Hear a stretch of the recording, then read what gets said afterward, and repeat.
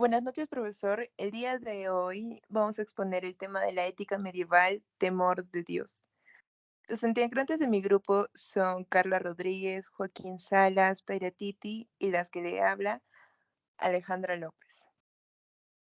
Para empezar, se puede decir que la ética en la era medieval se basaba principalmente en religiones y personas que seguían acciones que realizaban los líderes. Es por ello que solían creer en la palabra de quien los gobernaba.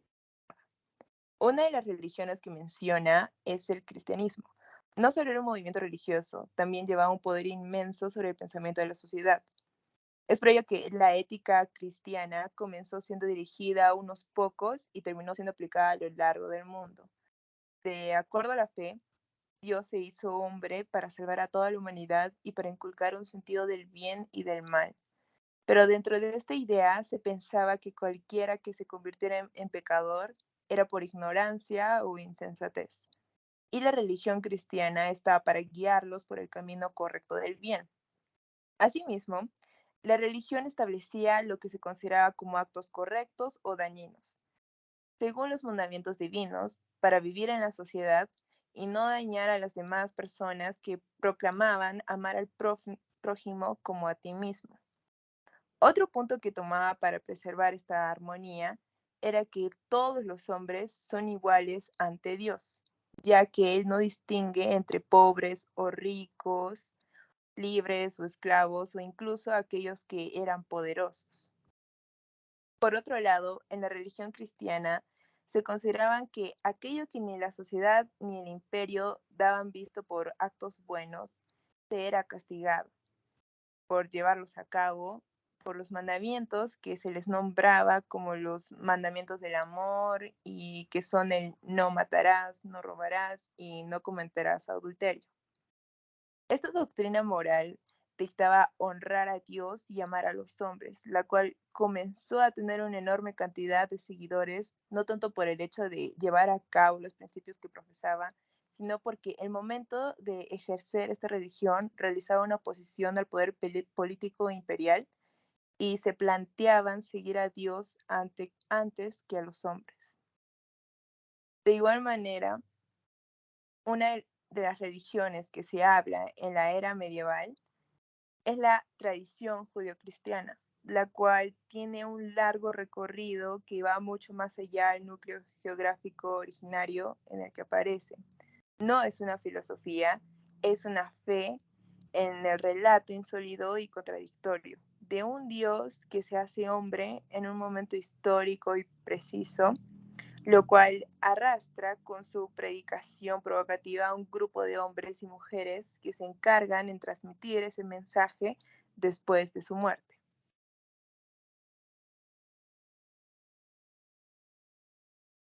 Ok, ahora vamos a hablarles sobre el valor de la conciencia. En este tema vamos a profundizar en gran medida la subjetivización de la moral. En primer lugar, vamos a hablar de Pedro Abelardo.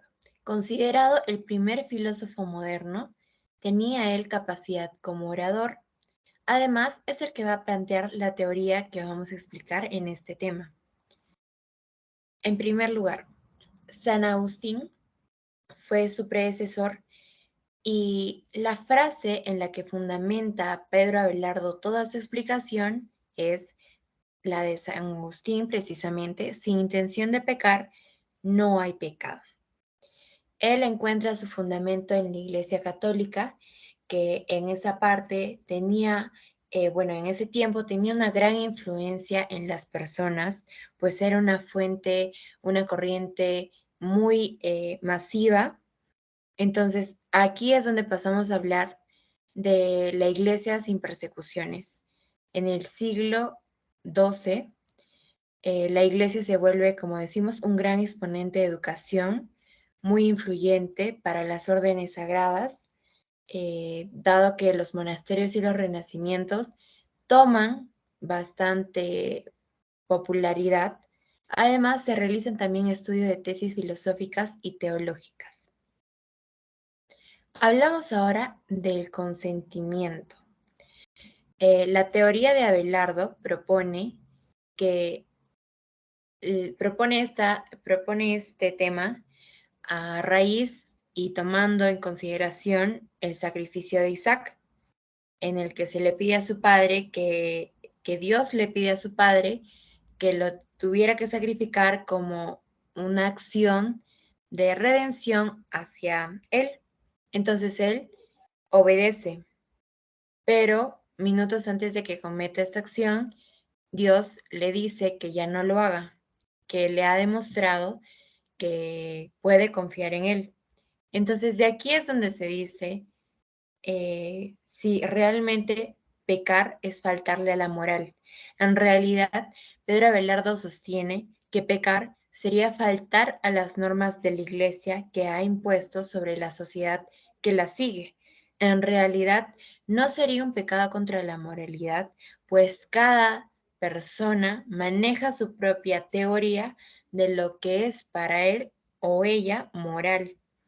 Acá también hablamos de la confesión, contrición o aprovechamiento. ¿Por qué?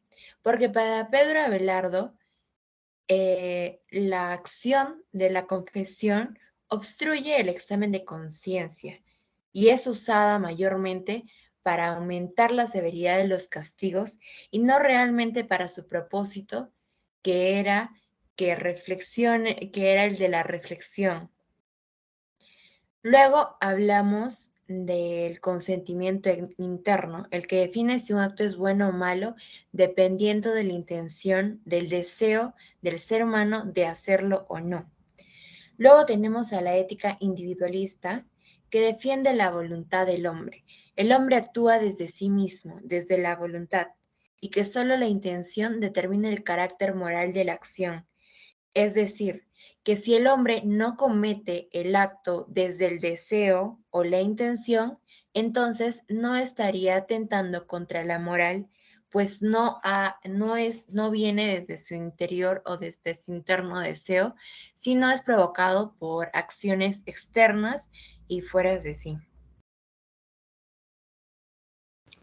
Ahora yo les hablaré acerca de la lucha entre el bien y el mal.